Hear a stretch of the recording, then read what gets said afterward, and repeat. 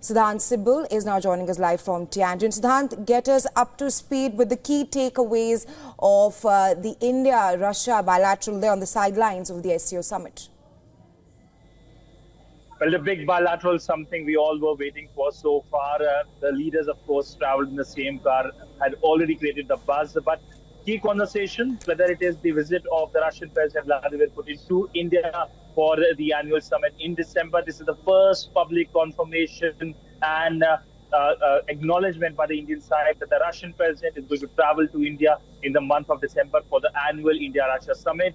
Unique thing about the India-Russia annual summit is that India has this mechanism only with two countries, Russia and with Japan. The leaders of these countries travel to each other's countries every alternative year. Now, this was disrupted due to the COVID crisis, but it is now coming essentially in the same line in terms of the annual summits, and this will be the first visit of the Russian president to India since the conflict in Ukraine. And remember, this is something that the Indian Prime Minister mentioned during his conversation. In fact, the meeting comes just 2 days after there was a conversation between Indian Prime Minister Narendra Modi and with the Ukraine President Zelensky. But India-Russia relationship, it is time-tested, steady, several pillars to the relationship: defense, trade, energy, also on people-to-people relationship. Both sides are working on visa-free travel